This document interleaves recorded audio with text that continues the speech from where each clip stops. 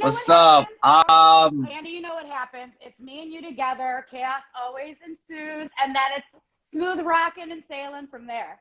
And we need no introduction. If you're joining us now, we are going to be interviewing the most incredible poet that we've been on the block for quite a long time.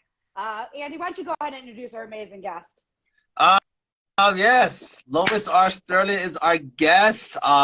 This is an honor and a privilege to have you on here. You have no idea. I've been following you since like the poetry binge days. So it's like, wow, I'm finally like live with the Lois. Oh my God. To me, this is an honor and a privilege. I think to me, you're not just some poet. You're like a celebrity. You're like a legend here. So to me, that's like, oh man. Yeah. So having you on here is freaking phenomenal. I'm like, I'm so honored and privileged to just, wow, you know. Give me 1 second. I'm trying to set something up here. And while you quick, set that but up, yeah. Andy, while you set that up, as a fellow female poet out there, I know you write a lot about the female experience, and that's kind of like one of your go-tos. Honestly, like you've definitely influenced a lot of like my work in the beginning of, trying to figure this out. And prompts, I mean, your prompts really set me off. I really want to, can we go right into like, you're like a prompt queen. Like every month you come up with these incredible prompts. Can you talk about like, where did that come from? Word. I really try and just, I try to make it as unique as possible.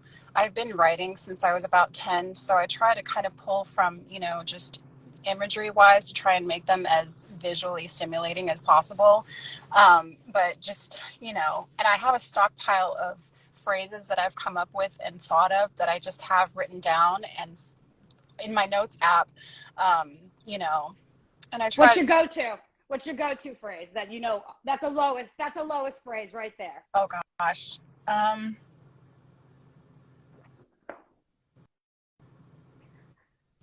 Oh man, that's a hard one. I'm sorry, I didn't mean to do it to you because it has to do with probably something with nature or something with, powerfulness and stuff like that. Bloom is a big one for me. Yeah. It's not necessarily a phrase, it's more of a word, but that's, and that's that, floral imagery is something that I've always tried to incorporate in my books. Yeah. You can't see it because it's probably backwards, but the first book, we're going to talk about her books. I know Andy's got a whole set of questions for her. But Apothecary Blooms, I know that's your first book, and we're going to talk about all of your books. I know you have 4 right now. One, your most recent one, Symptoms of a Wallflower, that came out in December of 21. But you might have some stuff that hopefully you'll be sharing with us pretty soon, right? Yeah, I'm in the process of compiling my manuscript for my next book that I'm hoping to debut in the fall. Ooh, Andy, it's an exclusive. Uh-oh. We got exclusive. AM Square got an exclusive. We have another one, the fifth book coming out, manuscript inset, hopefully this fall. Andy, are you all set up? Because I know you want to get into this question. Yeah, so, okay, so the computer-wise, everything was fine until then. It's like, of course, right? When I'm about to like, okay, here, I said, all right, so let's do it this way, and I'll just have to re-record it this way later on after the live. So I'm like, okay, but yeah, it's fine. Yeah, we're good here now. So for those who just joining us, I wasn't expecting this to happen this way, but hey, you know what? Maybe it was meant to be. But I will, because I'll be able to record this again, and then I'll rebroadcast it later on tonight. So I'm still gonna rebroadcast it later on tonight with no issue. It's just I don't know what happened with the whole re-recording process, but whatever. It is what it is. Your fans want to actually talk to you live, Lois. They want to come to you and ask questions to you live. So, Andy, what was the first thing? I know that I wanted to hear about this new thing, Patreon. Like, what is this about? Why Patreon? Yes. And because you really were really showcasing that this is maybe a great move for not just you, but some of us others out here. So why Patreon? And what is it? So it's basically a subscription service where, creatives can create exclusive content and give people access to content that's not necessarily on Instagram. Like for me, for instance, I'm still doing my prompts on Instagram, but I'm also creating a set, and it's a smaller chunk of prompts. It's maybe like 5 or 6 prompts, but they're more in depth, a lot of, thought and research into them and things like that. you know, and I have a newsletter where it's just basically like a life updates on my book coming up, as well as I decided to kind of, I don't know if, Angela, if you are familiar with the Poet Binge that I used to do a while back. Yes, I am familiar with that. So I'm kind of shifting that over to my Patreon. Okay. So where read, you know, the interview responses on a video on my Poet Binge, it's in my newsletter. So it's a writer limelight on the newsletter. Okay. And then I do a video on one of my other tiers reading their work, to kind of expose their work. Because yes, I was saying I miss hearing you, those monthly, weekly Lois, you know, reads. I mean, that was definitely something I wanted to bring up too. So I'm hearing from you that Patreon is kind of giving more exclusive content for some people who maybe were familiar with your work, or maybe new fans of your work can get more exclusive content there. It is a subscription.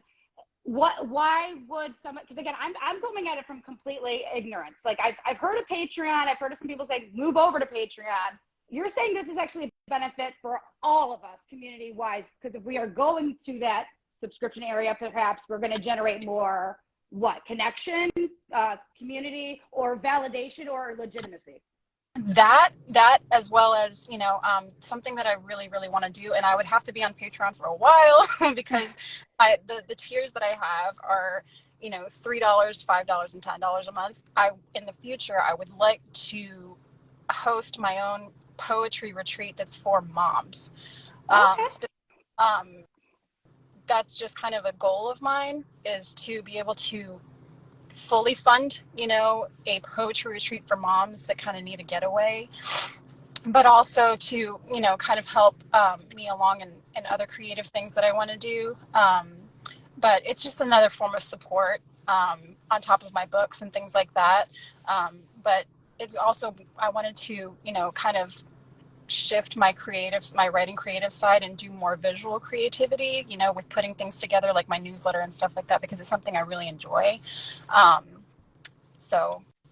Yeah, but also you know, a sense of community outside of Instagram too, you know. Yeah, I know, Andy, that's what you were talking about, that we were lacking some of that from before. You want to comment on that, Andy?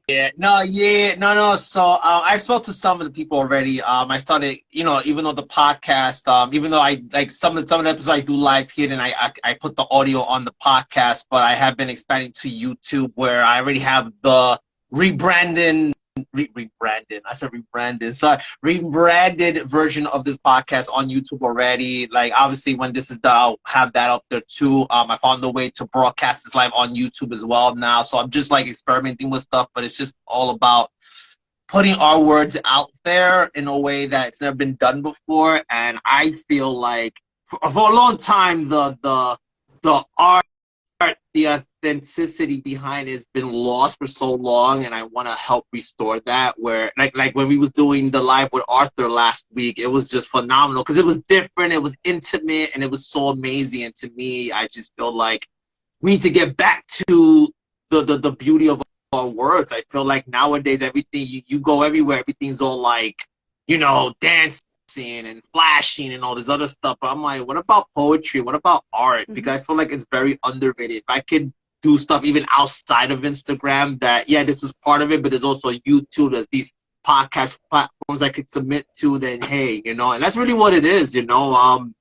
I mean, it's funny you talked about the whole retreats for moms, because I mean, I don't want to give too much yet because it's still in the works, but my wife and I are working on a podcast ourselves, where we're going to talk about marriage, being a parent. We're going to talk about the good, the bad, the ugly, and, you know, like what it really is. Because you go on Instagram today, they're all dolled up with the kids in their hand, like, oh, look, but it's like no one really talks about, you know, the realities of it. Let's be real. Right. Like, being a parent is not easy, you know, especially when you're just having a child for the first time and just dealing with postpartum and stuff like that. And it's like they don't talk about that. And my wife went through a lot, and we're gonna touch on stuff like that. I don't want to give too much away, but this is the stuff we're gonna talk about. Yeah, and I hate to cut you off, Andy, but that leads me right into this point right for Lois right there. Like, again, you talk about your real source of inspiration really does come into like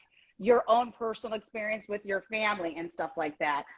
Your own experience as a woman and your vision, you know, this who you are. I think you're so authentic with your voice. That's why us as readers respond to you. And I think we're both kind of similar as we like to talk dark, but we also have a romantic with that dark. So it's not dark, deep, depressing necessarily. It's almost like a love affair that we have with this dark side that we hide from our real selves, but it's in our writing and our art. So can you talk about your inspiration? And then let's get into like your first book up through leading into, if you're just joining us, she announced we are having a 5th book coming out this fall. Manuscript's already in place. Super excited, exclusive. So let's, go ahead, Lois. Talk about inspiration as far as leading up to where we're going to go as far as sharing some of your work. I didn't start writing poetry. I've always written, but my writing didn't start verging on poetry until November of 2018, just before I started my Instagram account. Okay. Wow, really? Mm-hmm. I know you said you've been writing since 10, but really, wow, that's impressive. And I have an art history degree, so I've always been in that kind of artsy field, but art history is more direct, more blunt, more informational kind of writing, whereas poetry, you get to be creative with it.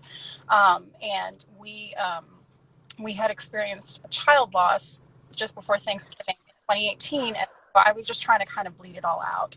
Mm-hmm. And I was on Instagram. I had a personal Instagram. I'm like, let me open up and not, just a separate one and just start sharing. And I had, no intention of growing it into anything. And that's where Brian Edwards Live came into play. And Sandra, read my work live for the first time. And I was like, holy crap, this is really, really cool.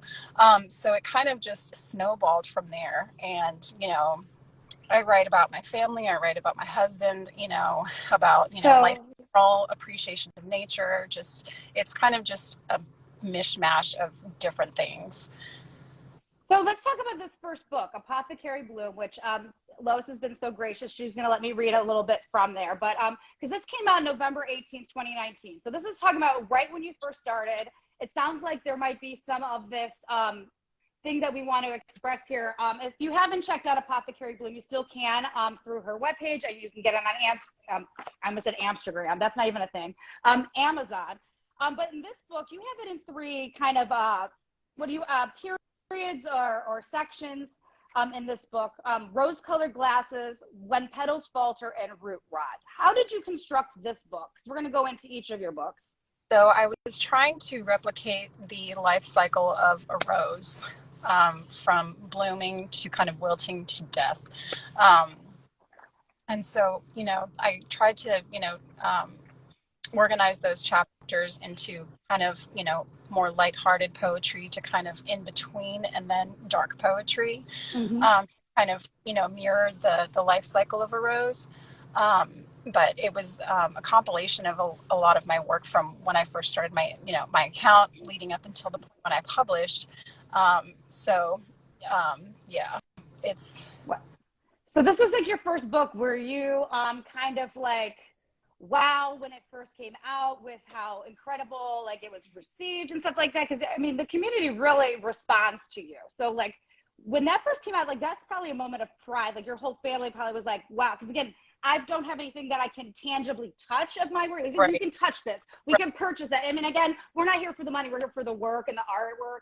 But like, that's a moment of freaking pride. So can you talk on that before we go into some selections here? I mean, coming from a Hispanic family, having my book published, and obviously I self-published, but still it's still a physical format of your writing. My husband helped me put it together. I did the photography. We went on defont.com and found the font and everything, and my parents were super supportive. So like having that book in physical format in my hands was unbelievable. And my husband's a massive supporter of he helped me put it together. Yeah. So, that's incredible. Parents and my sister, my husband, my husband's family as well. It was just, it's amazing. It was amazing. And I wasn't expecting the response to that book that I got. It was a huge success as far as everybody just really responding. I want to read real quickly just a couple pages, and then I know, Andy, you had some comments that I know would really respond to this. So let me just take care of that. You kind of took the words out of my mouth, by the way, because I had some questions, but you kind of, without realizing it, you kind of just pretty much said some things. I'm like, oh, she already answered my question. So now I'm like, okay. She already did do that. So I just want to get to really honoring our guest work. I'm going to read just a quick couple of pages because the way this book is really thrown together, like she explained, it's like a life cycle of a rose. I'm going to read a couple of pages, 106 to 110, which is the end of When Petals Falter, which leads into Root Rot, if that's okay with you, Lois. So starting with 106. And when she fell, all the earth felt her fade. The trees bled their leaves, the rivers went dry, bird songs went quiet, the clouds thinned, the flowers dried their petals, the stars dimmed to mere whispers of light, the rain even wept at the touch of her death, and every angel closed their wings in mourning, for hers was a beauty brought from heaven to keep the world alive. Forlorn sobs of a downward soul, and only he can procure the antidote to the ailments of her heart. Nightfall. I speak in tones of white and black, compressing syllables into indecipherable speech, a cadence only known to the rain. Sunrise. I forfeit the dead and their songs from the furnace in my ribs, brush my teeth and spit stars from my mouth, and these eyes see in color once again. And on days when he tasted the minty sorrow of December, I knew where to press my mouth when his soul lay slumped over. She wrote best in the rain when her heart bled open, writing only to reach you. Where were you when the sky stopped crying? So again, those were kind of a little bunch of micro, like I didn't want to just have one. I wanted to kind of put a bunch together as we kind of felt the mood as we kind of cascaded towards the end of that middle section. Because again, there's so many of these slivers of real powerful emotion, whether it's a soft or a hard, or it's a deep sadness, or even like a hope. Like again, you really do create that life cycle. And we could spend a whole hour on just the first one, but I know that there's so many more that we want to talk about. And I know that you wanted to share some pieces from some of your other books as well. But Andy, was there anything that we didn't get a chance to talk about as far as the first book or leading into her going into her work?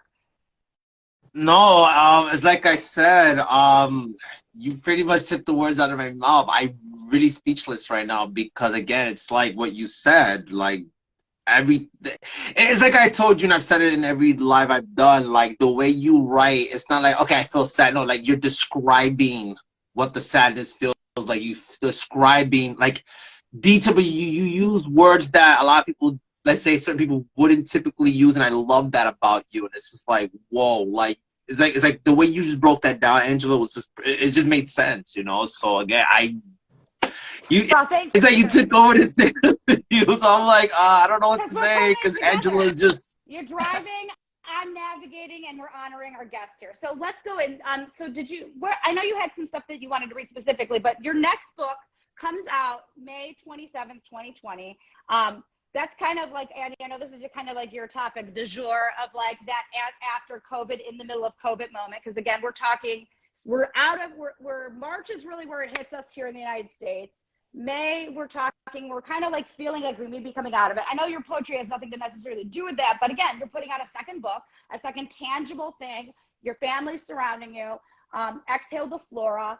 Can you talk about like the construction of that book? So, in April of 2020, I experienced death in a very, very traumatic way. And I had started putting my book together. And after that, I was kind of pinballing back and forth between wanting to finish the manuscript because I was in such a dark place. And because of, the shutdown, we're kind of forced into this sense of isolation rather than kind of spiraling out of control. I used that experience to finish my manuscript, and I pushed through. I was thinking of completely scrapping it or just waiting to a different time to actually put that book together. But I don't know, the universe was just like, you need to work through this pain. And so yes. The book is very, very dark poetry. And again, my husband helped me put this one together. I did the photography for it. So this one, was very difficult for me to, gather, but the words just kind of spilled out of me. I know a lot of poets in the community, there was kind of this polar opposite where some felt that was when they were the most creative during 2020. Right. And then other people felt like there was just this dry spell where they just couldn't.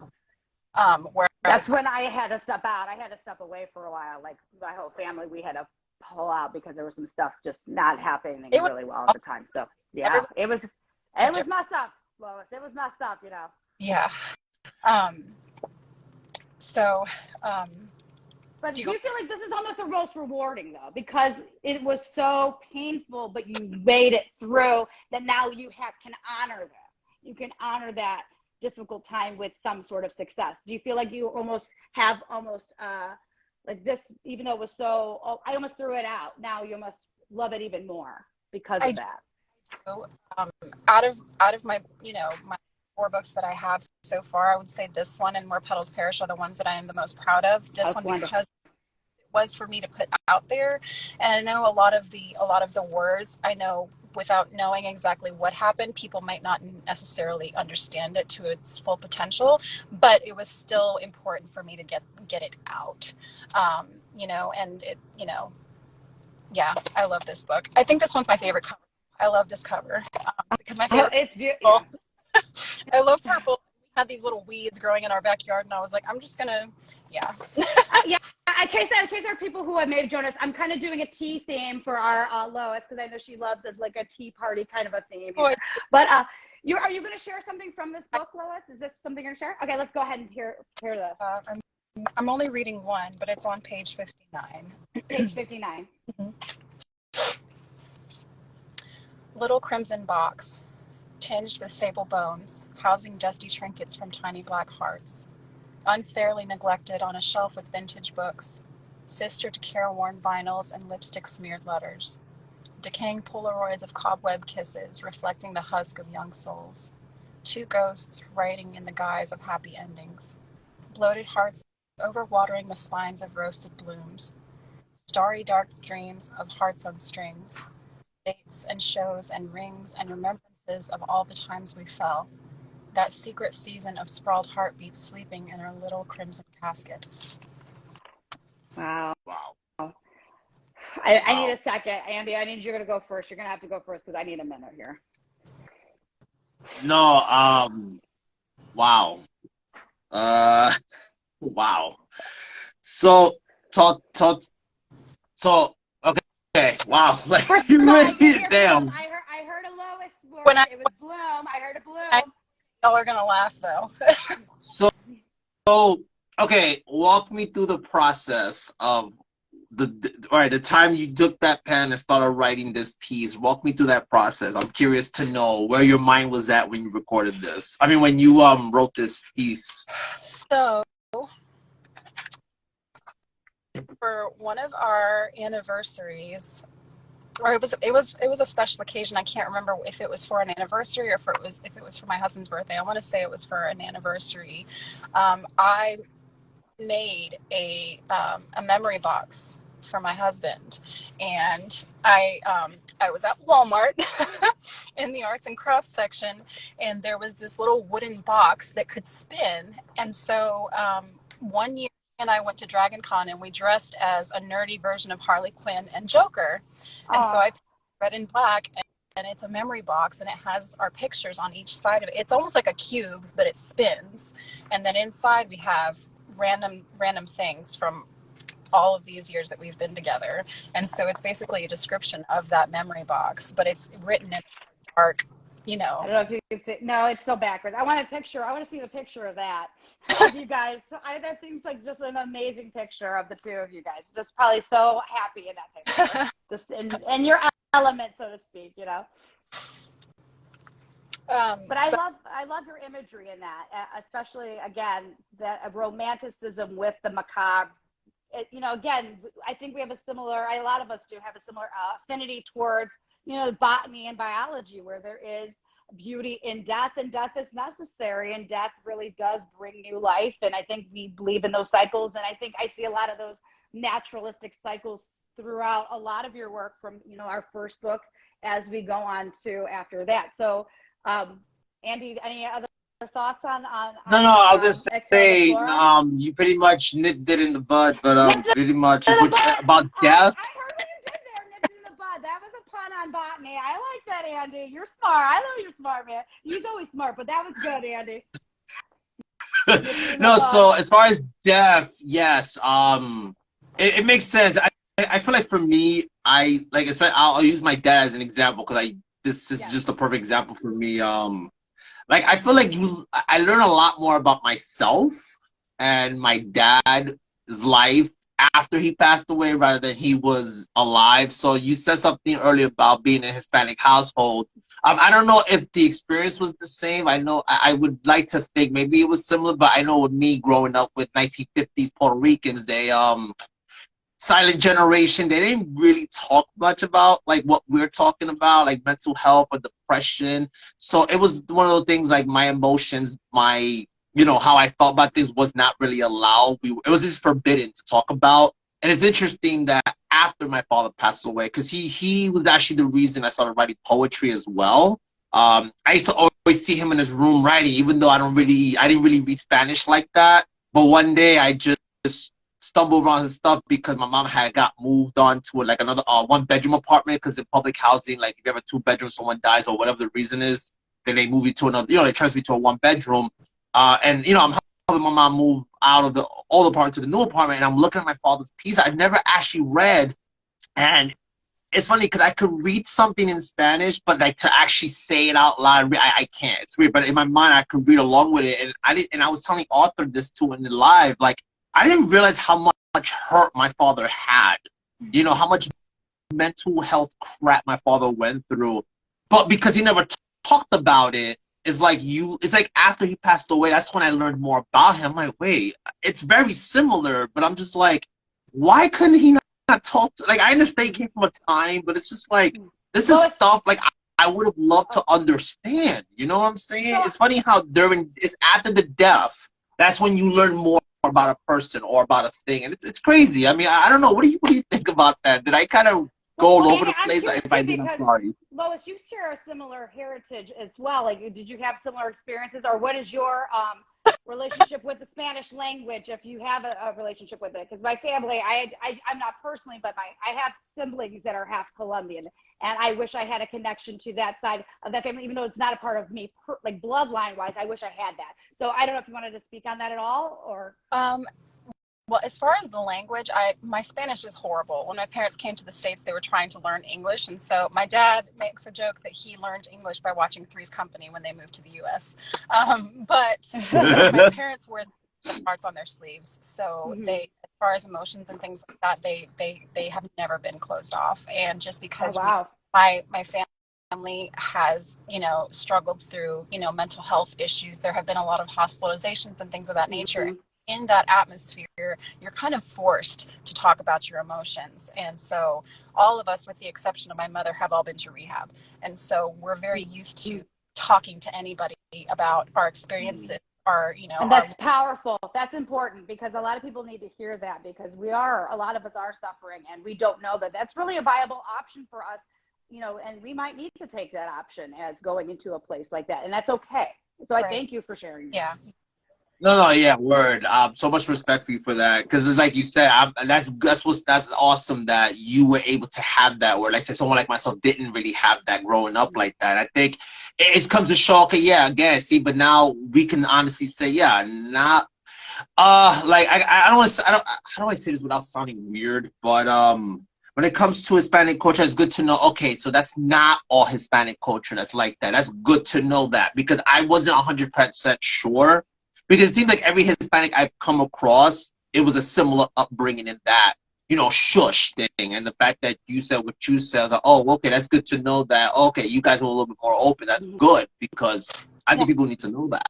And did that experience and sharing that experience, did that come into your work? Because I know, like, the next book, actually, Where Petals Perish, comes out right after November 25 in the same year, 2020. So is that where some of this work comes through into this piece as well? I did not want to cut you off about you speaking on your experience there. No. So, like, about having your mental, talking about mental health and being an advocate, because again, with this Instagram and having social media, now we're actually saying, oh, it's not just me. And reading each other's work, even though it might not be the same, we are feeling similar things. And that's what really is connecting us. So please speak on that. I mean, as far as this, the book afterwards, it's definitely, more of that kind of, trying to showcase the emotions in a very, very open way. But in this book specifically, it's more so in line with my experience as a special needs mom, which is, something that wasn't easy for me to write and put out there as well. But that I was hoping this is that important. Other moms relate to,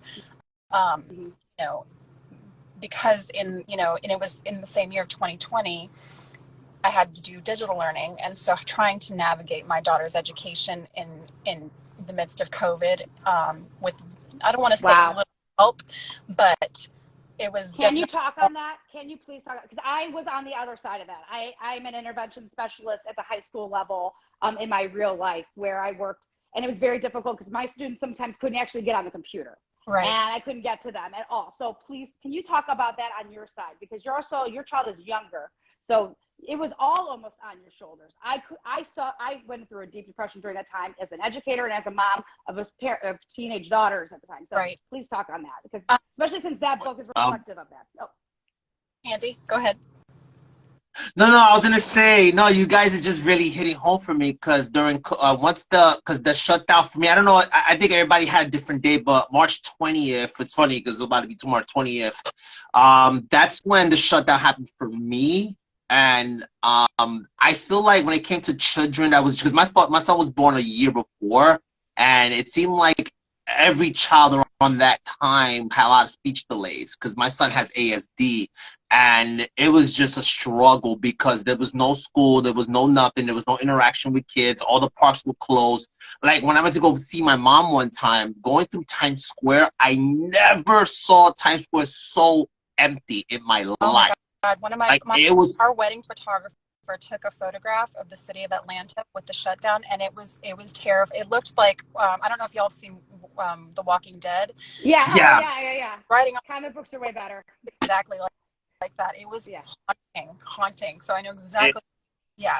It's crazy to me, and it's so interesting because I feel like 2020, 2021, and 2020 and 2021. Oh God, tongue twister here. I will say this about this, and then you just go on with your thing. I apologize. I just really want to get this point out. I feel like those years, I feel like a lot of exposure happened in that way. Like not just in the poetry community, but like in the life. I don't know how to say that, but I feel like we saw a lot of true colors happen. Like, whether it's the Black Lives Matter, even there was a lot of scandals going on. But then even in the poetry community, the good thing about that was, I guess, like the poetry community, everyone was going live. People were flourishing more, because I saw poets that I never even met before until this thing happened. So I guess in the good aspect of it, this was a flourishing thing, I noticed. But can we go back to you as a mom during this time? Because again, I could not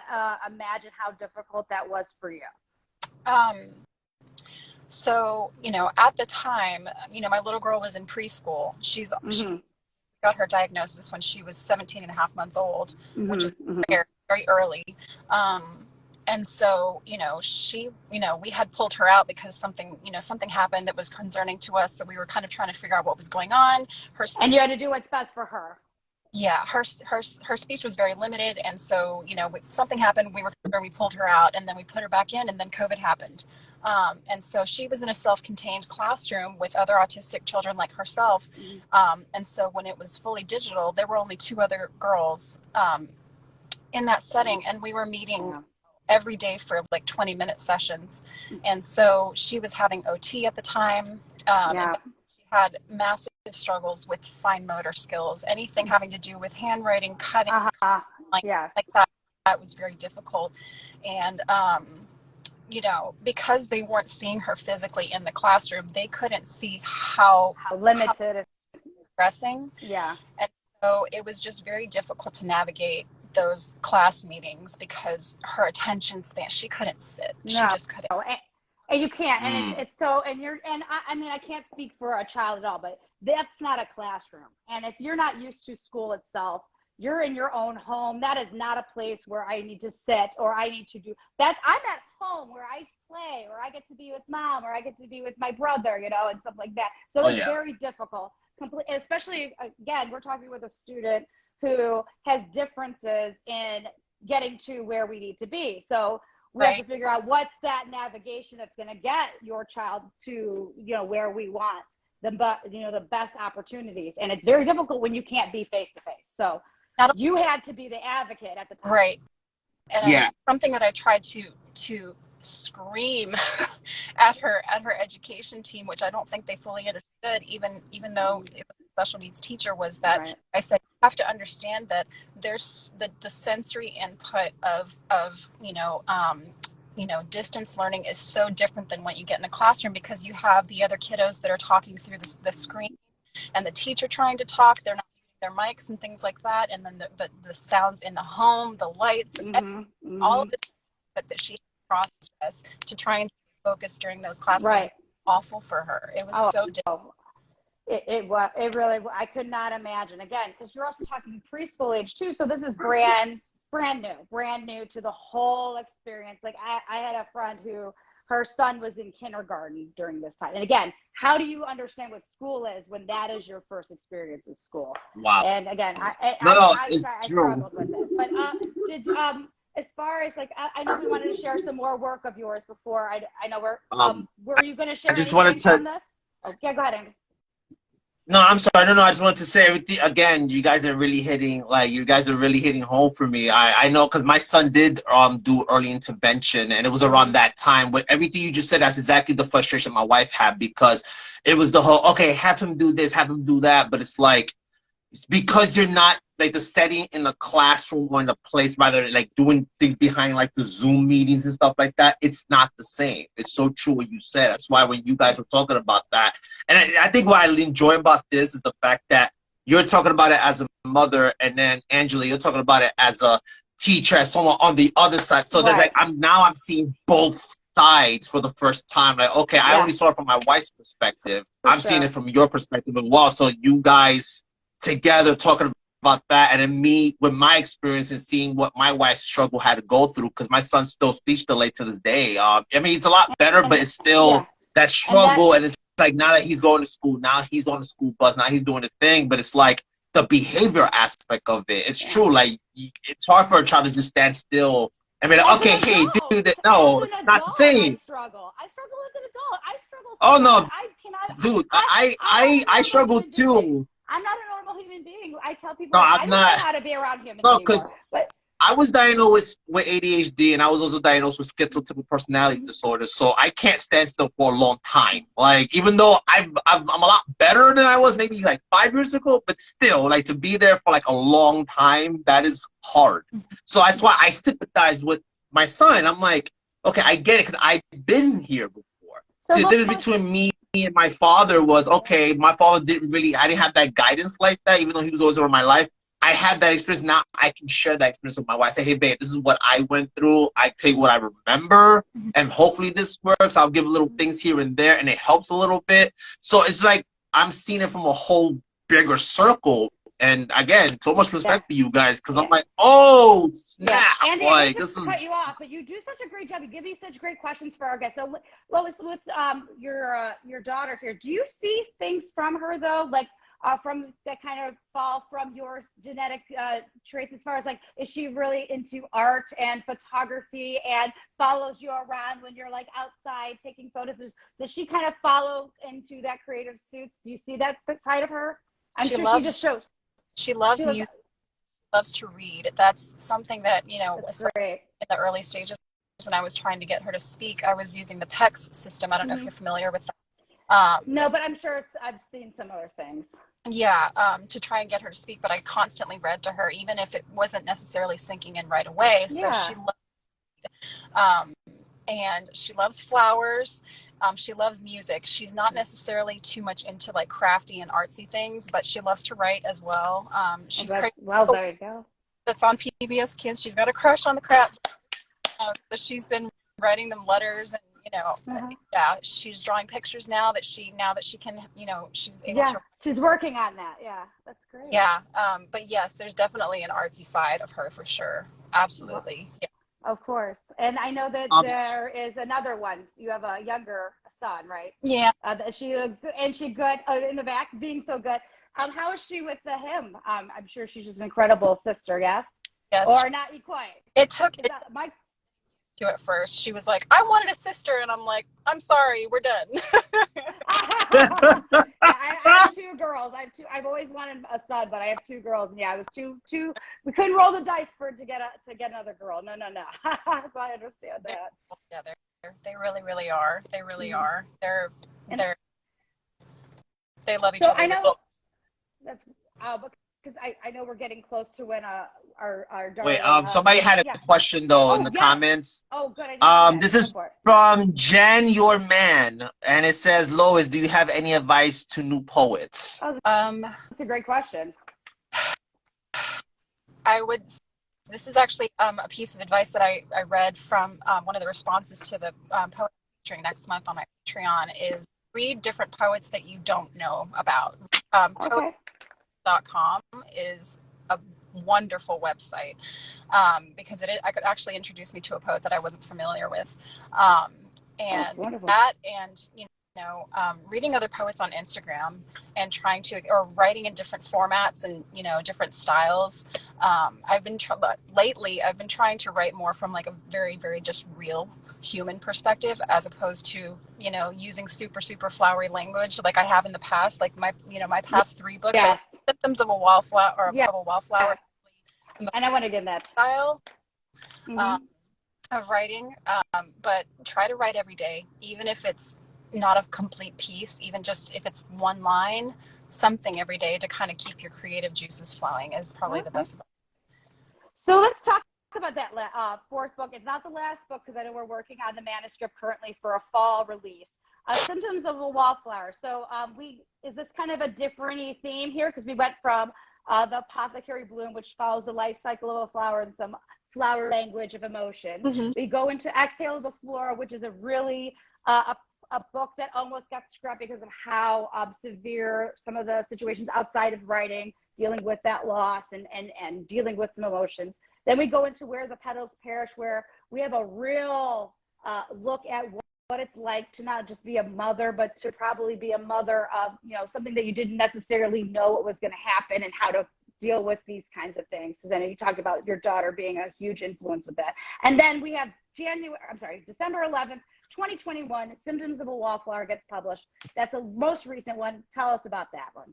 This one is actually not super special as far as, the thought going into it. It's more of a generalized compilation of poems that I had archived that I just wanted to see in print. So what? We need a greatest hits. Yeah, so that's going to be the idea for my 5th book too. It's going to be of poems that are archived that nobody's seen in more than a year. Ooh. That I just but yeah, a lot of these are prompt-based pieces, and I have my index, in there with, all the people who gave me the prompts and things like that, or after poems in here as well. And this is my longest book. This one's fat. Well, good. We need a lot more Lois. Yeah. We need Lois in our lives. Thanks. Is there something from there you can read? Because I definitely want to hear more about your work. Yes, it is on page 52. 52. Wonderful. And again, this was published December 11th, 2021, with hopefully a new fall release coming out, friends. And again, you can get all of these still on Amazon if you haven't updated your collection. Thank you. That's so sweet. Listen, we got to support each other because that's the point. You got to read every day. We got to support each other. That's creativity breeds creativity, which breeds we're bringing it back, Lois. Like, you're one of our all-star OGs. Like, we're doing this because of you. Because we remember, we need you back. I want to have a night where me and you read back and forth because you're incredible. Like, we need you back in this life. Let's do that. Sure. All right, we'll do something, okay? Okay. This is page 59. 52. Oh, 52, sorry. Thank you. I almost put the wrong page number. 52, putting it on there. This one's titled What I Love About Us. We cannot stay angry with one another. You never yell. I never yell. No kill shots. No raised hands. We speak our pieces with respect. Even on nights when our blood burns with crimson and ash, we never make it to rage. And if you or I leave, there's an absence in our bed that drives blades through our heart. We're a unit, not the one nor the other can bear the distance it forces between our flesh. And it is always mere moments before one of us says, come back to bed. And we always do. You holding me, holding you, letting go of argument until morning. I love your messiness, secretly, the collection of you in the house, your cologne trailing from a sweaty bathroom mirror after you showered before work, the shirts you were deciding between that you never hung back in the closet. And my frustration only lasts seconds until I remember you were just here, your absence and your presence simultaneously felt. I love that my indecisiveness drives you mad, but it makes you laugh every time. I am a Gemini. I love that you take forever to tell stories. My impatience with stories is the worst, but the animation on your face when trying to make me laugh keeps me listening. I love how we love our daughter, that while she is different, we simply see our daughter. And on days when we venture out as a family and she forgets herself over this or that and breaks, we take turns carrying her weight on our shoulders and stand together. But mostly I love the way we saw each other first. I was broken faced, wearing a blouse of flowers. You remember the one. It looked like a painting. I told you so when you gathered the courage to speak to me for the first time. You refused to meet my eyes, but I knew. We're a unit, you see. I merely subtracted a partner until forever stained us both. All right, obviously we need to talk about that. I almost lost it a few times. I'm gonna lose it a little bit now. Obviously that's about like your rock, your supporter. Obviously, can you talk about that, because he's also a little bit of a creative as well.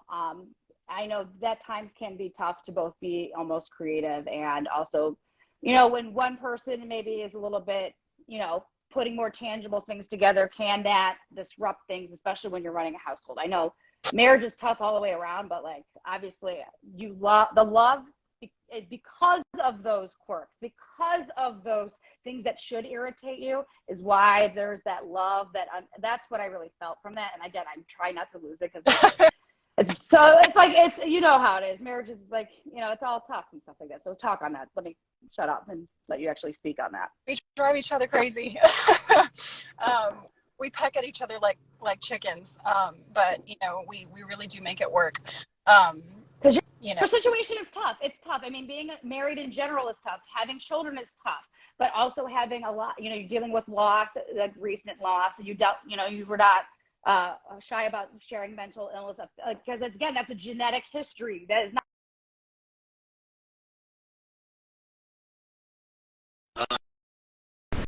also dealing with some other stuff. How do you guys overcome that stuff and still be able to showcase that in a creative field? You know, we have our moments. I know a lot of people, like I've been told a couple of times, like, y'all are the power couple, y'all are a dream team. And yeah, but you haven't seen us behind closed doors. So true. We drive each other crazy, but I mean, he's literally the only person I have. And when I say this, I'm being genuine. I don't have physical friends here in Georgia. I just don't. Wow. One friend that I had growing up, we kind of just grew apart, and so he's basically and just, you know, being a special needs mom, this is not to say that, you know, my daughter is a burden or anything like that. No, it takes a lot more planning. When she needed the services and the care that she needed to the extent that she did, she was more important than any kind of, you know, social life or anything like that. And so that she came first. They still come first. Mm-hmm. And so, you know, it's kind of weird that like the social part of myself has kind of disappeared. So I'm like, this is the most social that I've been with people for a while. Natural, yeah.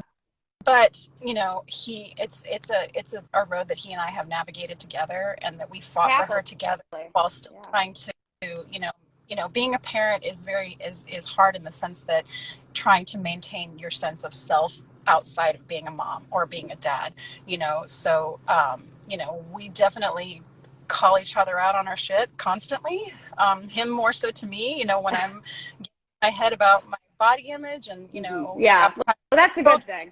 Things like that. But, you know, he's my rock and I'm his, and we hold each other accountable, and we try to be as strong as we can, because it's just, marriage isn't easy. Not everybody can make it work, and we have fought through so many difficult times together, and we're still standing. We still are, but it's not without difficulty, you know. Andy, I think you mentioned this last time. Again, we just have to continue to keep sharing these things that are universal truths, that we all know are universal truths. We're all struggling. We're all human.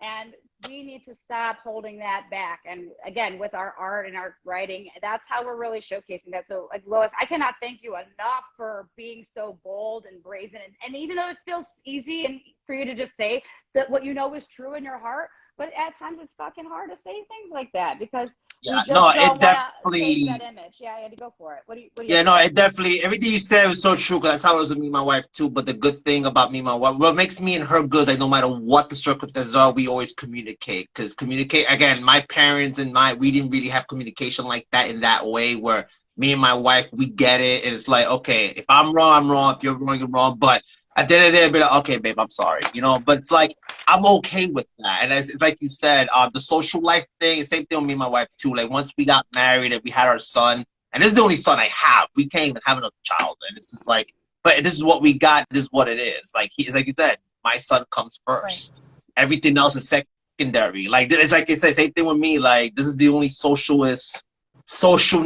I have. You know, the fact that Angela came over, you know, from Cleveland. I'm sorry. This is the only social life I got because I'm trying to, like, this is the first time I'm actually trying to do something for myself this time, because I had been that wife, that teacher, that mother, and it's breaking to the point where I've burnt the fuck out, and this is what I've tried to kind of get for myself. So this is almost a self-discovery as opposed to, you know, like the opposite of you building that, you know, I kind of have to build myself up because I had given myself so far away, but that's not what I wanted to end with this. But so book 5, you said, is going to be very similar to book 4, where it's more of a compilation of things that maybe we have seen in the past or things that have been in your archives for a couple of years. So is it going to be about as long as our 4th book? No.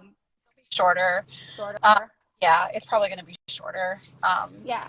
Okay. But still, it's going to be a compilation of all different things. The artwork selected. Oh, cool. Yeah. I also wanted to, again, circle back in case anybody was joining us in the live that might not watch us tonight in the replay. Again, we spent some time at the beginning talking about Patreon, especially Lois's Patreon, because she's showcasing a lot of more, I'm going to call it exclusive content. I know it's a little hoity-toity for you. I know it's not really exclusive because you're not a snob like that. But like she's sharing more of like the behind the scenes, those newsletters, those poetry things that she used to, poetry dives. Almost said poetry dump, but I know that was the wrong term, poetry dives. So again, like, you have options. So if we're a fan and we wanted to come to Patreon, we had options. Can you talk about that again? I know you touched briefly, but again, I want to make sure we're highlighting how people can get not just the work that we see on Instagram, but to really get the behind the scenes, because that's really where us as our fans and as a community, we want to get to. So I have 3 tiers. The first tier is the 2 Fridas, because I love Frida Kahlo. Oh yeah, beautiful. It's $3 a month, but it's my newsletter, and that's where you'll kind of find probably stuff that I probably wouldn't disclose on Instagram. It's stuff that I've really taken time to, like, just updates on myself and things like that personally, and my book, and then obviously the writer limelight, where it's just the Q&A. And I've actually asked people to give me really lengthy answers because I want people, you know, to be able to get to know. And, you know, their inspiration, you know, their favorite books, their kind of, you know, what their writing setting is like and things like that. Awesome. And then so that's already a value right there. Already $3 a month. You're getting a lot of information that's going to help you already. So, wow, just at $3 a month. So what's the second tier? Because we want a little bit more. The second tier is Green Gables. And oh my God, Anna Green Gables? Oh my, love. All right, but anyways, go ahead. Let's talk about that. What dollar amount is that per month? That has my newsletter and my set of writing prompts for the month. The extra ones that are not on Instagram. These are like 5 additional ones. So, you know, that's where, you know, Angela Murray's going to want to check out, because I definitely jump on a prompt there. Andy, I think you do too. So you get extra prompts. And what else? And that's the Green Gables tier. Okay. And then finally, there's an even bigger tier for even more stuff. And what's extra there? That one is called Lady Blue Tea. and that is my newsletter, my set of writing prompts. I will acknowledge the people that are supporters of that tier in my next book on my acknowledgments page. Oh, okay. So you can still get into that, right? We still have time to get the Lady Blue tier and still get acknowledgement on the 5th one, because we already know Lois is a sellout, with all of those books. So I just want to get that out there, even if they're coming to the live replay, because I want to make sure people can get a chance to jump on that, because I know a lot of people are going to want to. Right? I will broadcast this again later on tonight for those who, this is a new thing we're doing, so I'm excited for it. You're actually the first one that we're actually going to broadcast. I'm excited. So Lady Blue Tea, you get an acknowledgement, and additional to the monthly newsletter, the additional prompts, you will get an acknowledgement. Is there anything else that I may have cut you off on? Yes, there's also going to be a video of the featured writer from my newsletter where I read their poetry. Okay. Ooh. And the sticker of the month, which I will mail out internationally, whether it's here in the States or internationally. This is my sticker of the month for March. Oh my gosh, that's incredible. Wait, hold on. You did this yourself and everything, that whole... Tilly. So you had help with this. So who helped you with this? Because we want to make sure they get credit as well. Tilly, and is that Tilly McGill, author, or what is that at? Yes. We want to make sure we acknowledge her. So she helped you with that? How did she do that? How did that collaboration happen?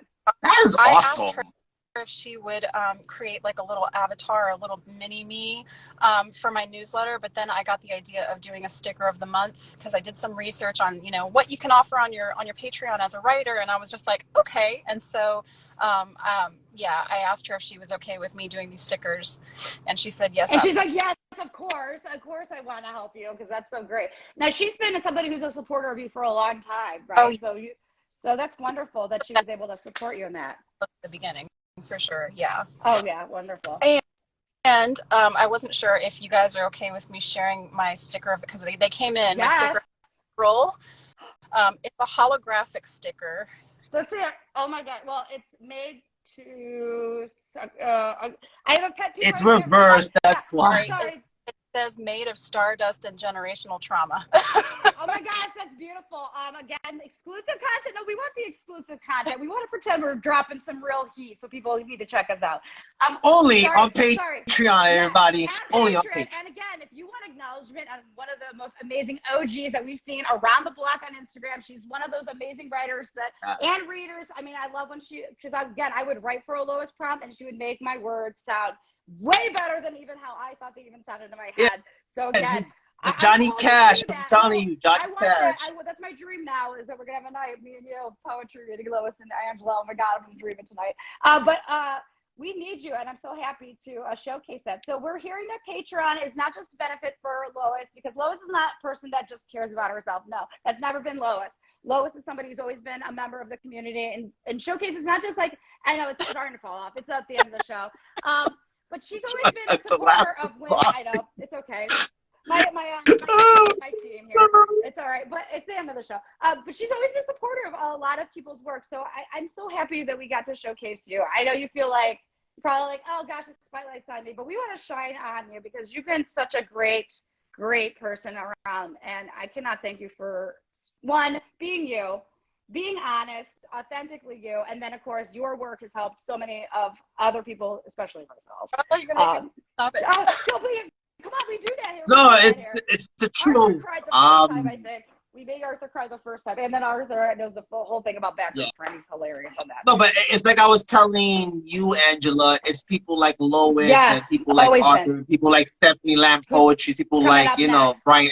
They're the reason why I never left, pretty much. And like we need this. We need this. We want it better than it was before, Lois. So it sounds like this is one of the ways that we're going to be able to do that, to support each other.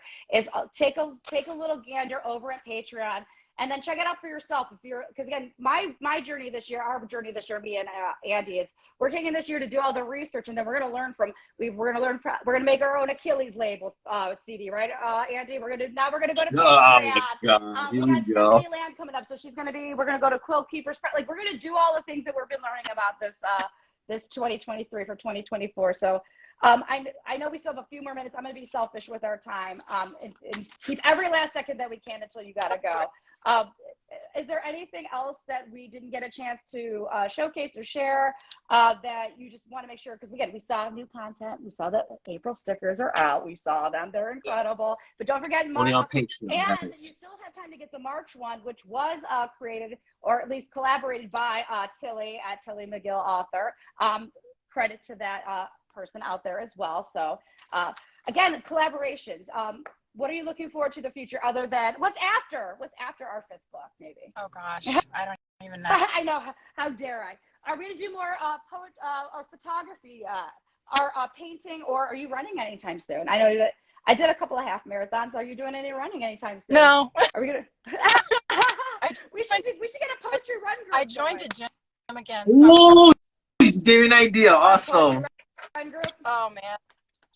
Because I always it's been a while, but before COVID, me and my family we used to do like the cancer walk because my dad loved it, and even after he passed away, we did it. This is like the last one before my dad, before the COVID thing. Or I'm like, yo, we should do a poetry one. Like we all meet up somewhere, we go to whatever the cancer walk or AIDS walk or whatever. We just walk and talk and bond. Like, well, I see this like the whole dinner table of us poets just talking about our stories. A carb-loaded spaghetti dinner the night before is what you're saying. But no, so you joined a gym? Is that like what kind of gym is it? Like, are you doing circuit training, or you just show up and do whatever you do? Yeah, it's just a cardio for right now to get those mommy pounds off. Oh yeah, the winter pounds are on. Oh, it's just all about, that's for me mostly, even though like, again, female, insecure, come on, we're all wired similarly, but it's been such a benefit for my own personal mental health to be doing the cardio and the weightlifting. So like getting a poetry running group will just be an all around good for everybody's mental health, because we'll be writing and we'll be running and we'll be doing the endorphin thing. But my next little travel thing is I'm going to try and get out to see our friend, oh my gosh, Gina in Nashville. I want to do one of those open mic nights. That was talk to her next week. Our Particle Poets. Yes. Find out when that is. I think that's going to be my next so road trip. I know a little bit about it. I could just say every month they always do stuff, so she always puts the calendars on her page and stuff like that. And she's located in Nashville, which is good. I even told her one of these days, I said, yo, I got to go to Nashville and do those open mics. So what about Atlanta? Definitely is Atlanta a good poetry or at least like open mic kind of a scene? Good question. Lois? That I don't. Or you because again, we have to be taking care of our family. We don't have time to go out and explore that, I don't know, honestly. Okay. Oh my God, I don't know.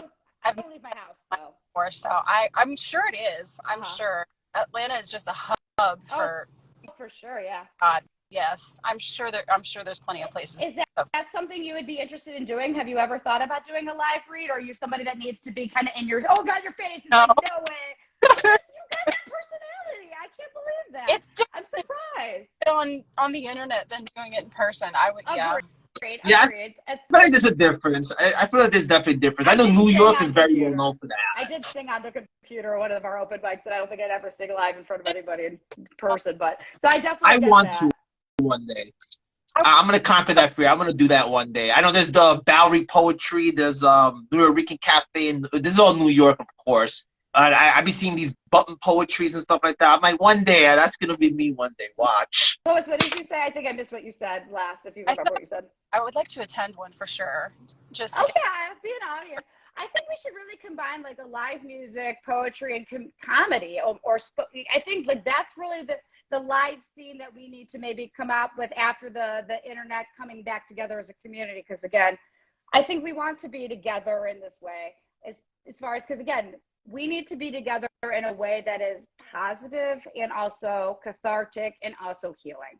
And what better way than to be our authentic selves and showing that we're all fucking humans. We all fucking bleed and we all fucking deal with shit differently. But at the end of the day, we're dealing with the same shit. Let's deal with it together. Whether the way I deal with it is you leave me the fuck alone for a couple of days, or the way you deal with it is we have to be on top of you for 4 days. Right. Just know who you are and being able to express that.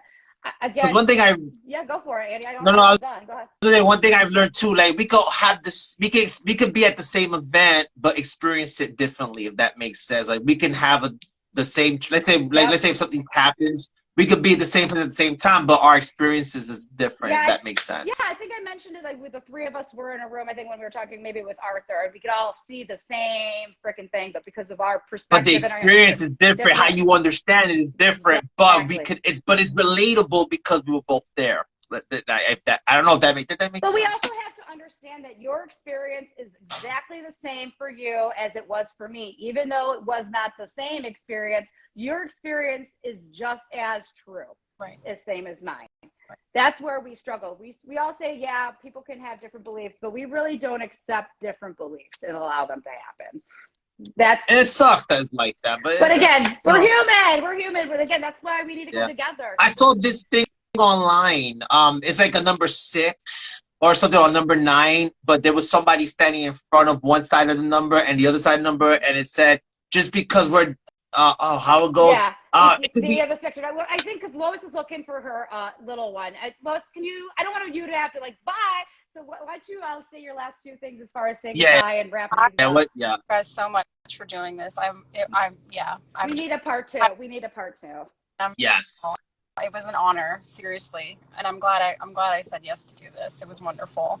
I'm glad we got to be live and people got to join and ask questions and be a part of this. I look forward to seeing Andy. I'll see you tonight at 9, where we'll be kind of watching it from behind the scenes. Yes. And yes, I will rebroadcast this live. Yes, so, this is definitely going to be rebroadcasted. For those who didn't see it now, we'll get to see it later on tonight. So this is actually, I'll make an announcement later on about what I plan to do moving forward as well. Check out Patreon. Patreon for Lois. Yes, Patreon for yourself. Patreon. Check it out. Any second, her little darling is going to just pop in and be like, what a great day I had, and I don't want her to feel rushed. So thank you so much. And again, we need a part 2. Thank you. We'll have to come down and see you in Atlanta and see you take us on a little photography. Hey, at least we have a place to go. That's what's awesome about it too. We invited ourselves over, Andy. She didn't invite us. We just invited ourselves over. She's gonna have to have some friends, Andy. Road trip this over because school season's almost over. Let me run it by my wife and make sure that's okay. But yeah, this should be fine. Oh my gosh, Lois, thank you so much. I know you gotta go. Thank you so much. You're the best. I appreciate you again. Thank you guys. On Amazon, Patreon. She's the best. I'll grab a hugger.